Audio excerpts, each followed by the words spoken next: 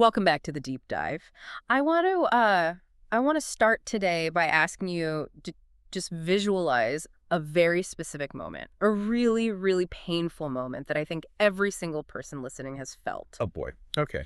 It's Sunday night, you know the feeling, you're lying in bed, you're staring at the ceiling, and you are just filled with this incredible righteous resolve. Mm. You're telling yourself, okay, this is it. Starting tomorrow, everything changes. Tomorrow is the day. Tomorrow is the day. I'm going to wake up at 6 a.m. I'm going to run 3 miles. I'm going to eat a salad for lunch, no dressing. Of course, no dressing. I'm going to write 500 words of that novel. I am going to be a machine. The Sunday Night Superman. We've all been there. It's a wonderful feeling, that planning stage. It is. You feel productive just thinking about it. But Yeah. then Monday morning happens. Ah, yes, the inevitable Monday morning. The alarm goes off at 6 a.m. and suddenly that machine from last night is gone. He's been replaced by this groggy, grumpy person who hits snooze 3 times. At least 3 times. Right. Grabs a bagel on the way out the door and skips the gym because, it looks like it might rain. And by Wednesday, that novel is completely untouched, and the salad has basically turned to liquid in the crisper drawer. Exactly. And this right here brings us to the central mystery we are tackling today. It is the mystery of the gap. The gap. The gap between what we know we should do and what we actually do. Because here's the thing, and this is important. We aren't stupid. We know vegetables are better than donuts. We know that saving money is better than being in debt. The information is not the problem. It's really not. I mean, if information were the problem, we'd all be billionaires with 6-pack abs. We have access to all the knowledge in human history right in our pockets. Right. The problem is clearly something else entirely. And usually when we fail to bridge that gap, we blame our character. We tell ourselves, I'm just lazy, or I have no willpower. We treat it like it's a moral failing. A defect in our personality. But today, we're diving into a stack of research that argues something completely different. It suggests that the problem isn't your soul, it's your biology. That's exactly right. We are exploring what the source material calls the 4th law of behavior change. And it's a concept that sounds incredibly simple on the surface. Make it satisfying. Make it satisfying. Sounds easy enough. It does. But as we unpack this today, you're going to see that this isn't just about, feeling good. It's about understanding the mechanical wiring of the human brain. It's about how we're built. And we're going to be talking about something called the Cardinal rule of behavior change, which I have to say sounds very official, almost biblical. It is the backbone of everything we're discussing. And honestly, once you understand the cardinal rule, you stop feeling so guilty about your bad habits and you start understanding why they're so sticky. So it's not that I'm lazy, it's something else. You realize that you aren't lazy. You are just fighting a battle against your own hardware. And just to kind of tease what's coming, it turns out we are all walking around with hardware that is severely, severely outdated for the software we're trying to run in the modern world. It's a monumental evolutionary mismatch. I mean, think about it. We are trying to navigate the 21st century with its 401ks and its diet plans and its long-term goals using a brain that still thinks it's on the African savanna 200,000 years ago. Dodging predators and looking for berries. Exactly. So, on the docket for this deep dive, we've got a public health crisis in Pakistani slums. We've got the history of minty chewing gum. A personal favorite of mine. We've got prehistoric lions. And we have a savings account that is specifically labeled leather jacket. It sounds like a completely random collection of things, but I promise they are all pieces of the exact same puzzle. All right, let's get into it. I want to start with a story from the research that I just found incredibly gripping. And it's not about weight loss or saving money, at least not at first. It's about life and death. Okay. It takes us back to the late 1990s to a man named Stephen Luby. Stephen Luby, yes, a public health worker. And he does something pretty radical. He leaves his hometown of Omaha, Nebraska, and buys a one-way ticket to Karachi, Pakistan. Wow. Now, to really understand the weight of this experiment, you have to understand the sensory reality of Karachi in the late 90s. This isn't just a different city, it's a different world. This was definitely not a vacation spot. No, not at all. Karachi was, and still is, a massive economic hub. By 1998, it had over 9 million people. I mean, you have to picture a city with airports, seaports, bustling streets, commerce happening everywhere. A megacity. A true megacity. Yeah. But it was also ranked as one of the least livable cities in the entire world. The description in our notes is pretty stark. It really paints a picture of a city that's just bursting at the seams. It was a nightmare, but you have to understand the specific texture of that nightmare. It wasn't just dirty in a general sense. This was a complete and total infrastructure collapse. What does that mean on the ground? It means that over 60% of the residents lived in what are called squatter settlements. So we're talking makeshift houses cobbled together from, old boards, cinder blocks, discarded tarps, whatever materials people could find. Scavenged from the city. Scavenged, exactly. And when you have that many people packed that tightly without any infrastructure, the sanitation situation just gets critical fast. I can't even imagine. There was no electricity grid for most of these settlements, no waste removal trucks coming by on Tuesdays, and crucially, no clean running water system. So what happens when it rains? That's the thing. When the streets were dry, they were choked with dust and trash. But when it rained, the streets turned into these muddy pits of raw sewage. It sounds suffocating. And I imagine in that kind of environment, you're not just worried about getting a cold, you are worried about day-to-day survival. Precisely. We're not talking about the sniffles here. We're talking about widespread, life-threatening illness. The contaminated water caused epidemics of diarrhea, vomiting, bacterial skin infections. It was awful. Luby found that nearly a third of the children living there were malnourished. And this is a key point. It wasn't just because they didn't have enough food. What was it then? It was because their small bodies were so ravaged by constant illness that they couldn't absorb the nutrients from the food they did eat. That is a terrifying distinction. It's not a lack of calories, it's a lack of hygiene that's literally stealing the calories they have from their bodies. That's exactly it. So when Luby arrives, the stakes couldn't possibly be higher. He isn't there to write some theoretical academic paper. He's there to stop a slow-motion tragedy. So, okay, he looks at this whole situation. The problem is disease transmission. The solution seems incredibly simple, right? It's just hand washing. It's the most basic tenet of germ theory. Hand washing. It is the single most effective way to stop the spread of these illnesses. Luby and his team knew that if people just washed their hands with soap, it would cut down the transmission massively. Yeah. But here's the twist. Okay. And this goes right back to our intro. The people in these slums, they already knew that. Wait, really? Because my first assumption would be, in a place with poor education infrastructure, maybe they just didn't know about germs. Nope. It wasn't an education gap. And that's the fascinating part of this whole thing. They understood that hygiene was important for health.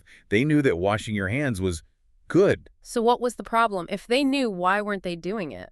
Because when Luby actually observed the behavior on the ground, it was haphazard at best. What does that mean? What were they doing? Well, some people would just, rinse their hands quickly under a bit of water, no soap.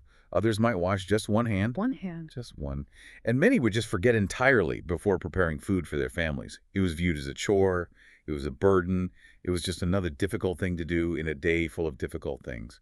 Okay, I have to pause here. This is the ultimate version of that I know I should, but I don't scenario we talked about. But the stakes are literally life and death. Why on earth would someone skip hand washing when they know it could save their child's life? Because knowledge isn't enough to change behavior. That is the hard, cold truth of it. I mean, think about the friction involved in that environment. Right. If you live in a squatter settlement, water is precious. You might have to carry it from a communal pump blocks away. Soap costs money you need for food. You're exhausted from just trying to survive the day. Washing your hands thoroughly is just another task on an endless list of struggles. So it wasn't satisfying, it was just more work. It was nothing but work. Yeah. It had a cost now, and the benefit was invisible. You don't see the germs you washed away. So Luby realizes he can't just lecture them. He can't put up posters that say, wash your hands. He needs to change the entire equation. Exactly. So he partnered with Procter & Gamble, and this is where the whole story pivots in this really interesting way. They didn't just supply soap. They introduced Safeguard soap into the community. Safeguard. I remember the commercials for that. The shield. Right. And in Pakistan at the time, this was considered a premium product. This wasn't the harsh lye-based soap they might have been used to, the kind that dried out your skin and smelled like chemicals. This was a luxury item. What made it so different? What made it premium? The experience. Yep. It was all about the sensory experience. Participants in the study, when they were interviewed, they specifically mentioned how much they liked it. So it wasn't just about getting clean. Not at all. It foamed easily, it lathered up with these rich, thick suds, and crucially, it smelled great. It had a pleasant fragrance. It smelled like success. It smelled like something pleasant. I mean, in an environment that probably had a lot of unpleasant smells, this was a small moment of pleasure. It smelled like a break from the stench of the streets. So suddenly, hand washing wasn't just a chore to get rid of dirt. It was a moment of sensory pleasure. It felt good on the skin. It smelled nice. It became satisfying. And that shifted the entire dynamic. Completely. Luby actually said, and I'm quoting here, "I see the goal of hand washing promotion not as behavior change, but as habit adoption."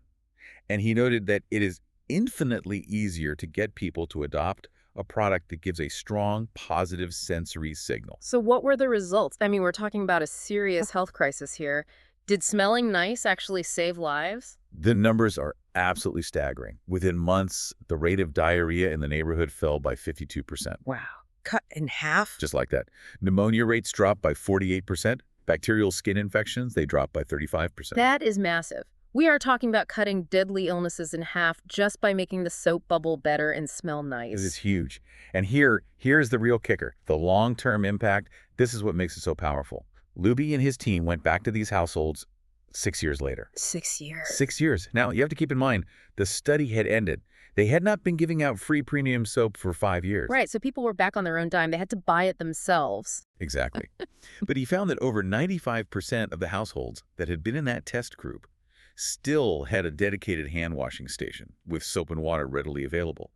They had maintained the habit. Because they had wired it into their brains. Because the immediate experience was satisfying. It completed the habit loop. The brain went, "Oh, washing hands feels nice. It smells good. Let's do that again." Right. And eventually it just became who they were. They became hand washers. It's amazing. And it's a little humbling, actually, to think that something as simple as suds can override decades of difficulty and circumstance. It really is. It really speaks to this idea that we're driven by immediate feedback. We think we're these super rational beings, but really we're just chasing a feeling. We are. We are biological machines. And we are constantly looking for a signal from our environment that says, "Good job, do that again." Yeah. And this actually transitions perfectly to a slightly less life or death example, but one that I guarantee everyone listening is familiar with. Okay. We're going from the dust of Karachi to the candy aisle. Yes. The history of chewing gum. Minty fresh. I love this part of the research because I have to admit, I'm a bit of a gum addict. Well, then you have a man named William Wrigley to thank for that. But it wasn't always this way. If you go back to the 1800s, chewing gum existed. It was sold commercially, but it was not a global obsession. What was it like back then? I'm imagining it wasn't the burst of flavor we have now. Not at all. It was. Well, it was bland. It was made from things like spruce sap or paraffin wax. Paraffin wax, like a candle. Pretty much. It was chewy, sure, so it gave your jaw something to do, but it wasn't tasty. There was no pleasure in it. It was just something to gnaw on. So you're just chewing on, like, rubber, basically. That sounds terrible. Essentially. And it had a mild popularity, but it wasn't a daily habit for millions of people. It was a niche product. Then, in 1891, Wrigley enters the chat. The Wrigley, the man himself. The Wrigley. And he revolutionized the entire industry, not by changing the texture, it was still just chewy stuff, but by adding specific flavoring agents. He added spearmint. He added juicy fruit. The classics. They're still around. And he made the product fun. But then he went a step further. He started marketing it as a pathway to a clean mouth. The ads would say things like, "Refresh your taste." Which is just brilliant marketing. It is. But functionally, what did the mint flavor actually do? It provided a tiny little bit of immediate reinforcement.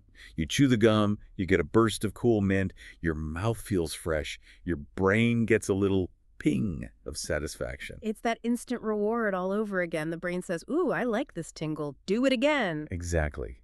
And this brings us to the toothpaste myth, which really, it just blew my mind the first time I read about it. Oh, this is going to upset some people. I was actually a little offended by this discovery. It might. We all use minty toothpaste, right? Or maybe cinnamon if you're feeling adventurous.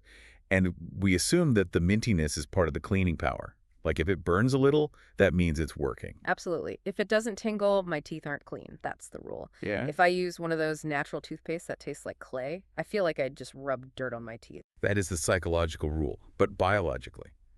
The flavor does absolutely nothing to clean your teeth. Wait, hold on. I have to push back on that for a second. You were telling me the burning sensation I feel when I use Listerine or a really strong toothpaste, that does zero for the actual cleaning process. It's not killing bacteria. I know. It feels like a total betrayal, doesn't it? I feel like I've been lied to by Big Dental my whole life. I thought the burn meant it was working. The more it burned, the cleaner my mouth was. That's what they want you to think. But biologically, Wow. no. The cleaning agents are the abrasives and the detergents. Things like sodium lauryl sulfate.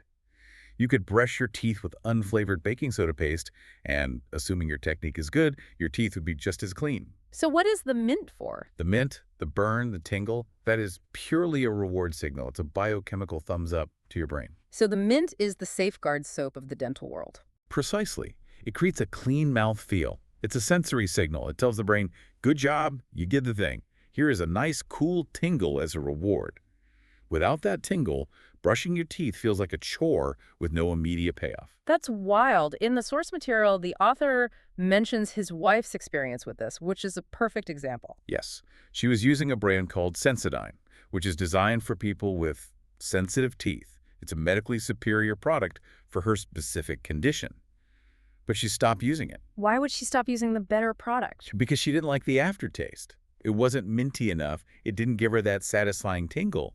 So she switched back to a different brand with a stronger mint flavor, purely because it was more satisfying to her. So she literally traded efficacy for satisfaction. She did, which is proof that pleasure drives the habit much more than the actual long-term result. Wow. We're just chasing the signal. That's it. Pleasure signals, even tiny ones like foam or a minty tingle, tell the brain, this feels good. File this away. Do this again next time. It's honestly a little humbling when you think about it. We think we are these rational, logic-driven creatures making informed choices.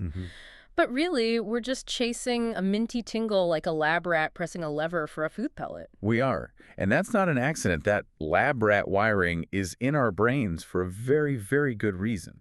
It's just that the reason doesn't match our current reality anymore. We're running outdated software. Worse, we're running ancient hardware. To understand why you can't resist the donut or why you need that minty paste, we have to look at the environment that built your brain.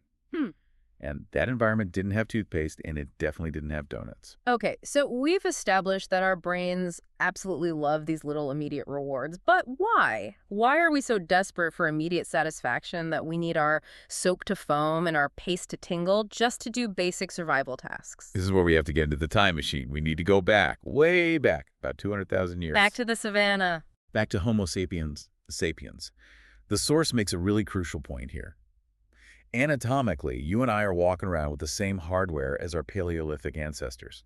The neocortex, the part of the brain responsible for higher functions, for planning, is roughly the same size today as it was then. So I'm sitting here in a soundproof room talking into a microphone, but my brain is basically wearing a loincloth and holding a spear. Pretty much.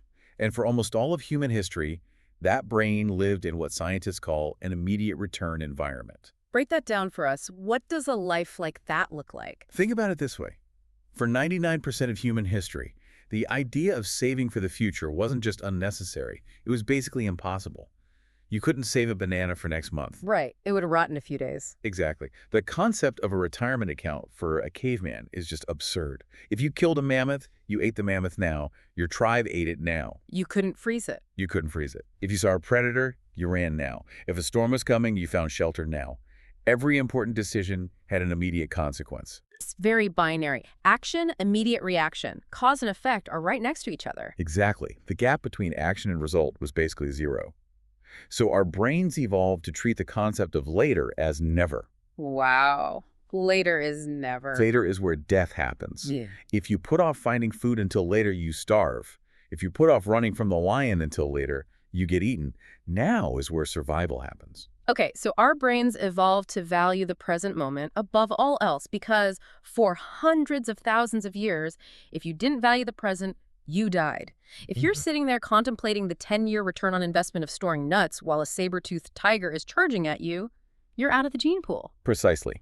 You are bred from a long line of people who are absolutely obsessed with the present moment. But here's the problem. In the last 500 years or so, which is a blink of an eye in evolutionary time society, has completely shifted. We now live in what's called a delayed return environment. The great mismatch. It's profound. Yeah. I mean, just think about your life today. You go to work today, but you don't get the paycheck for 2 weeks. Right. You put money in a retirement account, but you won't see that money for decades. You go to the gym today, but you won't see the abs for months, maybe years. You resist the cake today to avoid the possibility of getting diabetes 10 years from now. Exactly. The rewards for good behavior and the consequences for bad behavior are all delayed. But, and this is the whole crux of the episode, our brain is still the immediate return brain. It is still screaming for a reward now. This explains so much. It explains why I can know logically that something is good for me in the long run, but if it sucks right now, my brain just rejects it. It fights me tooth and nail. Behavioral economists have a specific term for this. They call it time inconsistency. Time inconsistency. It sounds like a plot hole in a sci-fi movie. It does, but it's actually a predictable glitch in your decision-making software. Here's the best way to visualize it. If I offered you $100 today, right now, or $110 in 1 year, which do you take? I'm taking the $100 today, no question. I'm buying dinner with it tonight. Right. Most people do. But logically, you are throwing away a guaranteed 10% return on your investment, which is better than the stock market most years. Your rational brain knows that, but your ancient brain screams, I want it now. Okay, but that's money. How does that same logic apply to me eating a donut? It's the exact same calculation. The donut provides a deposit of pleasure and sugar and fat right now. The health consequences, the weight gain, the health problems, that's a withdrawal from a bank account that belongs to a stranger named future you. Huh. Your brain logically understands that future you exists, but emotionally, it doesn't really care about that guy. Yeah. Time inconsistency is just the scientific way of saying we are terrible at empathizing with our future self. That makes perfect sense. Future me is a stranger. But present me wants a cookie, and present me is in charge. Right. And conversely, good habits have the opposite, much more difficult structure. Going to the gym, immediate cost. It hurts. You sweat. You lose an hour of your day. The reward is delayed for months. Saving money, immediate cost. You feel deprived. You don't get to buy the thing you want right now. The reward, financial security, is delayed for years. There is a quote in the source material from the French economist Frédéric Bastiat that sums this up just beautifully. He said, it almost always happens that when the immediate consequence is favorable, the later consequences are disastrous and vice versa. Wow. And he goes on. He does. He adds, often the sweeter the first fruit of a habit, the more bitter are its later fruits. That is both poetic and absolutely terrifying. It really is. It puts the problem in such stark relief. We're fighting our own biology. We're trying to force a creature that was designed for now to live for later, and it's an uphill battle. So we've arrived at the central tension. We have the biology, we have the history, and this leads us directly to the rule you mentioned earlier. The cardinal rule of behavior change. Let's define it clearly for everyone listening. It is the summary of everything we've just discussed, boiled down to one sentence. What is immediately rewarded is repeated. What is immediately punished is avoided. Simple as that. Simple as that. If you want a behavior to stick, you absolutely have to attach an immediate reward to it. And if you want a behavior to stop, you have to attach an immediate punishment or consequence. The source actually gives a funny, slightly darker example of the punishment side of that coin, the story about the ant and the narcissistic relative. Oh, yes. This is a great example of social engineering using this rule. The author mentions a woman, we can call her Jane, who had a relative who was just a complete egomaniac. We all have at least one. Indeed. And he drove her nuts. He would corner her at family parties and just talk about himself for hours on end, nonstop. That sounds draining. She wanted to stop seeing him, but, family obligations. She couldn't just cut him off completely. So she decided to use the cardinal rule against him. What did she do? Whenever he was around, she deliberately acted as dull and as boring as humanly possible. He's between the most uninteresting person in the world. Exactly. No reaction to his stories, no drama, no follow-up questions, just, okay, that's nice. She gave him absolutely zero emotional feedback. She starved him of his reward. Precisely. His reward for talking about himself was attention and drama. He fed on it. By removing that immediate reward, she made the interaction deeply unsatisfying for him. And what happened? He probably started avoiding her. He started avoiding her. He likely told other family members how boring she had become. He thought she was the boring one. That's brilliant. Because he wasn't getting his immediate dopamine hit from their conversations anymore. So the behavior visiting her stopped. What is immediately punished, or in this case, unrewarded, is avoided. That is brilliant. A little manipulative, maybe, but brilliant. But it also highlights the trap of good intentions, right? We usually just rely on willpower. We rely on our future self to just power through the difficult stuff. Right. And this is the Sunday night Superman all over again. When you're planning your week on a Sunday night, you are using your prefrontal cortex. That's the planner. The planner's rational, it's logical, and it thinks about the future. The planner says, I will eat salads and run 5 miles. But when Tuesday lunch rolls around and you're starving? You are no longer the planner. You are the doer. You are the lizard brain. And the lizard brain is hungry, it's stressed, and it wants a burger now. The source put it perfectly. You are no longer making a choice for future you, who dreams of being fitter or wealthier. You are choosing for present you, who wants to be full, pampered, and entertained. So if we just rely on willpower, we are almost guaranteed to lose. Because present self is always stronger. Present self has the override button. Present self is holding the steering wheel. So the solution and the whole hack of the fourth law is not to fight present self, but to bribe him, to work with him. We have to appeal to the caveman inside. We have to engineer the situation so that the good habit, the one that pays off in 10 years, also has a little minty fresh payoff right now. We have to make the experience of eating the salad satisfying enough that the caveman says, okay, fine, I'll do it. Okay, so let's pivot to strategy. This is where the rubber really meets the road for people listening. How do we actually do this? How do we turn instant gratification, which is usually our enemy, into our ally? The strategy is called reinforcement, and it's exactly what it sounds like. We need to tie an immediate reward to the behavior we want to encourage, and crucially, we need to focus on the ending of the behavior. Why the ending specifically? Because of how our memory works. Psychologists talk about something called the peak end rule, and what it says is that our brains don't remember the entirety of an experience in perfect detail. We remember 2 things: the most intense moment, which is the peak, and the ending. So if the ending sucks, my brain remembers the whole thing is sucking. Exactly. If the last thing you feel after a workout is exhaustion, pain, and maybe a little bit of nausea, your brain tags that entire activity as painful. It files it away under warning, don't do this again. Even if I feel good about the progress I'm making, the visceral, physical memory is one of pain. Right.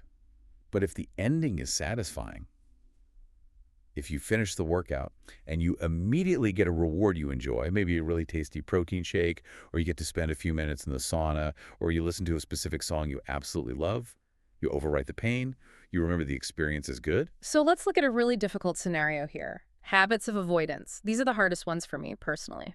I want to stop spending so much money, or I want to stop drinking alcohol for a month, or I want to stop online shopping. These are incredibly hard because with avoidance, when you succeed, what happens? Nothing. You didn't buy the shoes, and that's it. You didn't buy the shoes. And you feel a sense of deprivation. You resisted temptation, which takes a lot of energy and is frankly exhausting.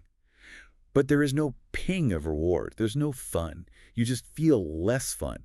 You are standing there empty-handed. So how do we fix that? How can we possibly reward not doing something? You have to make the avoidance visible. You have to find a way to turn doing nothing into seeing something. The source gives the leather jacket example. Walk us through that, because I think this is a genius little hack. This is a great, really tactical example. So imagine you want to buy a leather jacket. It's expensive. Let's say it's $400.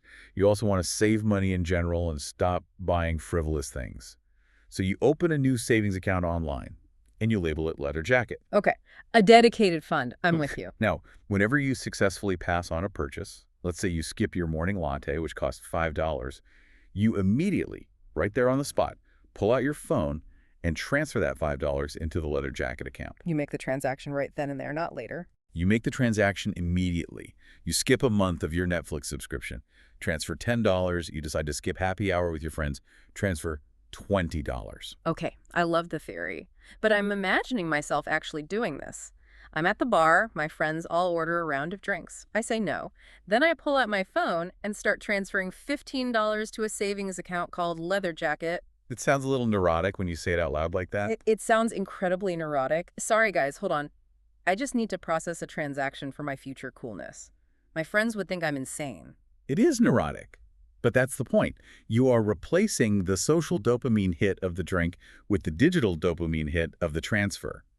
You have to be a little obsessive in the beginning to build that new neural bridge. And let's be honest, seeing the Leather Jacket Fund hit $300 is probably a better, more lasting dopamine hit than a lukewarm beer anyway. Exactly. Yeah. You get an immediate reward. You see the number in that account go up. You are satisfying your brain's need for instant gratification. I got something. I got money toward my jacket, while simultaneously serving the long-term goal. I am saving money. It makes doing nothing feel like doing something. You're actively earning the jacket. Precisely. You're hacking the reward system. Wow. There was another great example of a couple who wanted to save up for a trip to Europe. They'd labeled their account "Trip to Europe." And every single time they skipped a restaurant meal to cook at home, which can feel like a chore, they transferred $50. $50 immediately. Immediately. And that is the absolute key. It has to be immediate. If you just tell yourself you'll do it at the end of the month, the dopamine link is broken. The brain doesn't connect the two events. But if you do it right then, you get that satisfying hit of, I just got closer to Europe. It changes the whole narrative in your head. It goes from, ugh, we are depriving ourselves of a nice dinner out, to, we are buying ourselves a morning croissant in Paris. Exactly. You're reframing the sacrifice as a gain. But we have to be careful here, right? Because the research is very clear about the danger of selecting the wrong rewards. Not all rewards are created equal. Yes. This is the conflict of interest warning. You have to be so careful to make sure your short-term reward doesn't cancel out the long-term identity you're trying to build. The classic example is, I ran a mile, so now I deserve a giant bowl of ice cream. Right. That creates a massive conflict in your brain. Yeah. You are casting a vote for the identity of, I am a runner with the run, and then you immediately cast an opposing vote for, I am a person who eats junk food with the reward. It's a wash. You aren't building a cohesive identity. You're just treading water, reinforcing both good and bad habits. So what's a better reward for exercise? If I can't have the ice cream, what do I get? A massage. Ooh, okay, tell me more. I like where this is going. Think about it. A massage is a luxury. It feels like a treat. It's immediate gratification. It feels good now. But, and this is the key, it aligns perfectly with the identity of, I am someone who takes care of my body. I see. So it reinforces the same goal. It sends the same message to my brain. It says, I treat my body well. Exactly. Or let's say your goal is financial independence. Don't reward yourself for saving money with a big shopping spree. Yeah. That's a conflict. Reward yourself with something that reinforces the feeling of freedom. Like what? Like free time. Take a long bubble bath. Go for a leisurely walk in a beautiful park. Sit and read a book for an hour guilt-free. These things are luxuries of time and freedom, which aligns perfectly with the goal of financial freedom. You're reinforcing the identity, not just rewarding the action. That's it. Because eventually, and this is the really good news, you won't need the bribes forever. We don't have to keep transferring $5 for the rest of our lives. I don't have to be the neurotic guy at the bar forever. No, because eventually, intrinsic rewards will kick in. Once you actually get fit, having more energy feels good, being strong feels good, your mood improves day to day. Once you save up a decent amount of money, watching your net worth grow feels good. The reduction in stress feels amazing. The activity becomes its own reward. Exactly. And the identity becomes the reinforcer. You do it because it's who you are. You go to the gym because I am an athlete. You save money because I am a prudent investor. You no longer need the external push. But in the beginning? In the beginning, when you were in what the source calls the valley of death, where the work is hard and the results are still invisible, you need the bribe. You need the minty fresh tingle. Incentives are what start the habit. Identity is what sustains the habit. That is such a powerful distinction. Incentives start it, identity sustains it. It's the bridge. We just need to build a bridge that's long enough for our identity to walk across to the other side. So let's zoom out. We have covered a lot of ground here today. We started in the slums of Karachi, proving that even in the most extreme conditions, where people are literally fighting for survival, a little bit of sensory satisfaction, some nice-smelling suds, can change behavior and save lives. We learned about the minty fresh illusion, that we are all hardwired to chase these simple pleasure signals, even if they don't actually do anything useful, like the tingle in our toothpaste. We went all the way back to the savannah to understand why our brains are so obsessed with the now, and why that cardinal rule, what is immediately rewarded is repeated, is basically inescapable. We're all battling the great mismatch. And we looked at how to actually hack that. How to use things like the leather jacket savings account to make the invisible visible, and how to choose rewards that align with who we want to become, rather than sabotaging ourselves. It really all just comes down to accepting our own nature, doesn't it? Instead of fighting it. It does. We spend so much of our lives fighting human nature. We try to brute force our way to success with shame and guilt and white-knuckled willpower. But the fourth law basically says, stop fighting. Work with the grain. Your brain wants a treat. Fine, give it a treat. Just be smart about it. Make sure the treat serves the long-term goal. It's about being smarter than your inner caveman. Or perhaps just being kinder to him, guiding him. He's trying his best. He's just deeply confused by the 21st century. I love that framing. So here is the challenge for everyone listening. We always like to leave you with something to chew on, pun intended, given all the gum and toothpaste talk. We do. And today, I want you to look at a habit you've been struggling with. Maybe it's exercising, maybe it's writing, maybe it's finally cleaning out the garage. And I want you to look specifically at the ending of that habit. What happens in the moment right when you stop? Exactly. What is the very last sensation you feel?